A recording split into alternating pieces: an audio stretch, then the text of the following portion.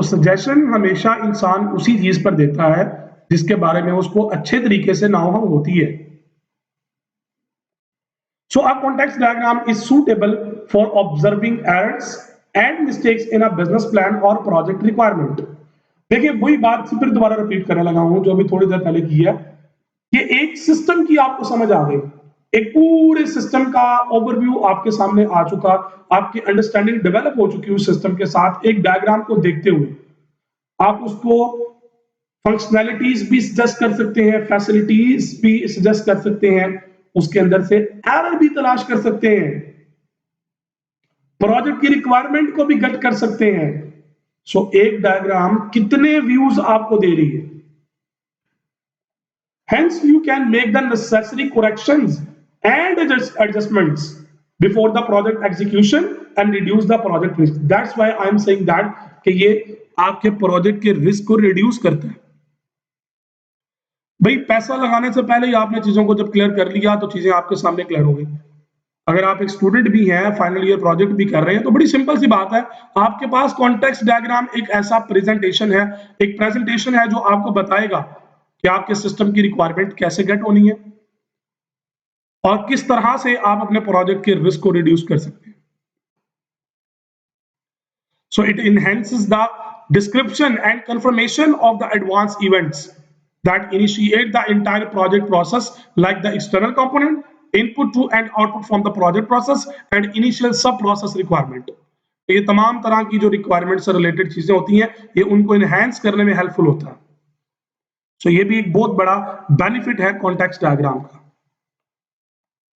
So it is very easy, it is easy to make the amendments on a context diagram, and if need be, it can be expanded to several levels to display the more information that has recently come up. Level 1 कर लो, level 2 कर लो, level 3 कर लो, आगे बढ़ते जाओ। इसको amend करना, extend करना, enhance करना बड़ा easy है, reduce करना बड़ा आसान है। आप सिर्फ टॉप की तरफ ना जाएं, आप टॉप बॉटम पे भी आ जाएं। आप बॉटम अप अप्रोच यूज करते हैं ना, आप टॉप बॉटम पे आते हैं, तब भी ये आपके लिए इजी है।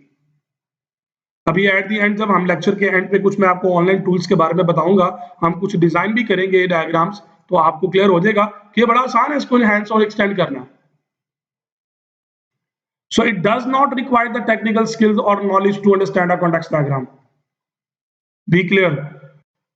कॉन्टेक्स्ट डायग्राम को सीखना, समझना, डिजाइन करना, ड्रॉ करना, अंडरस्टैंड करना, कोई टेक्निकल स्किल या नॉलेज की जरूरत नहीं है उसके लिए, लेकिन इतनी नॉलेज की जरूरत जरूर है कि आपको पता लग जाए कि एक्चुअली कॉन्टेक्स्ट डायग्राम का मकसद क्या होता है। व्हाई वी डिजाइन और draw this context diagram.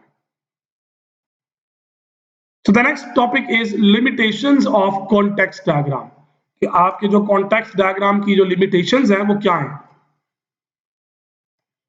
So system context diagrams fails to give the details about the sequence or timing of the project process. दो चीजें ऐसी हैं जो इसके अंदर डिजाइन कभी किसी सूरत में कवर अप नहीं हो सकती। ना आप सिस्टम के सीक्वेंसेस को डिफाइन कर सकते हैं, ना आप सिस्टम की टाइमिंग को डिफाइन कर सकते हैं कि कितने टाइम में ये प्रोजेक्ट का जो प्रोसेस है कंप्लीट होगा। So that is a big failure. इस डायग्राम की ये लिमिटेशन है। So they take a long time to create and are inclined to error. So एक बड़ा लंबा चौड़ा टाइम रिक्वायर्ड होता है इसको क्रिएट करने के लिए, अगर आपने सीक्वेंस और टाइमिंग इसके अंदर ऐड करनी है। The next one that is very important topic, जो कि अभी तक आप लोग सोच रहे होंगे कि यार कंस्ट्रक्ट कैसे करते हैं, बनाते कैसे हैं, इसको डिजाइन कैसे करते हैं, ड्रॉ कैसे करते हैं। So let's start to construct a context diagram. Points. So in order to produce the context diagram and agree on system scope. अच्छा, एक चीज पहले क्लियर कर लीजिएगा कि जब भी कभी आप कॉन्टेक्स्ट डायग्राम बनाएंगे तो एक चीज आप मेक श्योर कर लें कि आपकी जो प्रोजेक्ट की जो स्कोप है, जो सिस्टम की स्कोप है, आप उसको एग्री करेंगे। उसको एग्री करने से मुराद ये है कि आप उसमें रद्द बदल नहीं कर सकते। फिर अब आप कंसीडर कर लेंगे कि दीज स्कोप्स आर फाइनल्स, और उसकी बेस पर आप दो चीजों को आइडेंटिफाई करेंगे, एक एक्सटर्नल एंटिटीज और दूसरे आपके डाटा फ्लोज। ये दो चीजें आपको सिस्टम की इंफॉर्मेशन से रिक्वायर्ड होंगी। मतलब क्या है कि आपको पता होना चाहिए आपके सिस्टम की जो एक्सटर्नल एंटिटीज है वो क्या है, और जो आपके डाटा फ्लोज हैं वो क्या है। ये दो चीजें आपको जरूरत है कॉन्टेक्स्ट डायग्राम डिजाइन करने के लिए। तो identify data flows by listing the major documents and information flows associated with the system, including the forms, documents, reference material, and other structured and unstructured information like email, telephone number, conversations, information from external system, and so on. तो ये तमाम चीजें उसके अंदर include होंगी। Identify external entities by identifying sources and receivers, destinations जिन्हें कहते हैं, of the data flows. ये डाटा भेजना किसने, डाटा रिसीव किसने करना है, so which lie outside of the system under the investigation. कि बाहर से जो डाटा आना है सिस्टम के अंदर इन होना है, वो किस सूरत में आएगा, उसको रिसीव कैसे किया जाएगा, और उसका सोर्स क्या होगा, और उसके ऊपर कैसे हम वर्किंग कर सकते हैं। So draw a label, a process box representing the entire system. Draw करते जाएं बॉक्सेस को और उसके अंदर लेबल करते जाएं और अपना सिस्टम को प्रेजेंट करते जाएं। Draw and label the external entities around the outside of the process box, उसके बाहर आप उसकी एक्सटर्नल एंटिटीज मेंशन करते जाएं।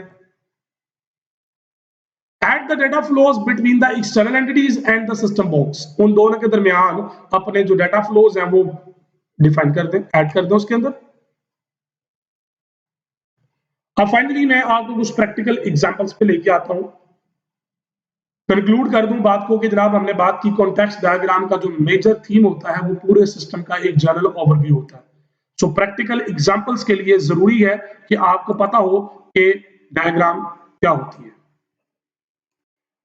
सो डायग्राम्स क्या होती हैं इसके बारे में आपको पता होगा तो आप प्रैक्टिकल वर्किंग की तरफ आ सकते हैं। So let's start with the practical examples.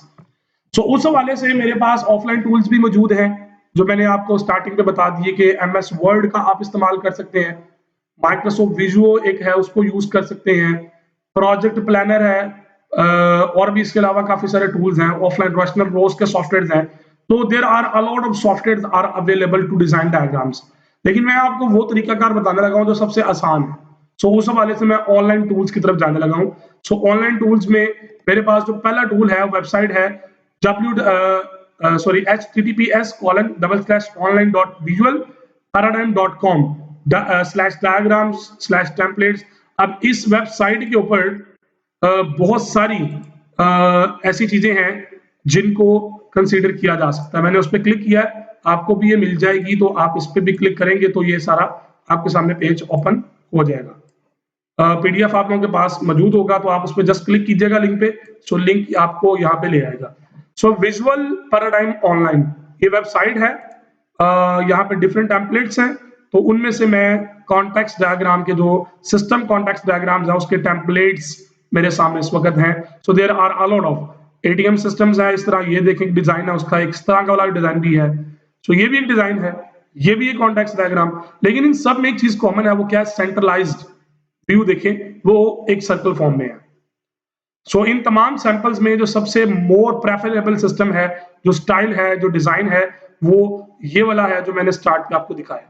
So ATM system context model, हम जरा इसको खोलते हैं और इसके ऊपर वर्किंग करने की कोशिश करते हैं। So ATM system context model, so edit this template, इसके लिए वेबसाइट में आपको लॉग इन करने की जरूरत समटाइम वो डिमांड कर सकता है, तो आप कर लीजिएगा, अदरवाइज बगैर लॉग इन किए भी आप इसको यूज कर सकते हैं।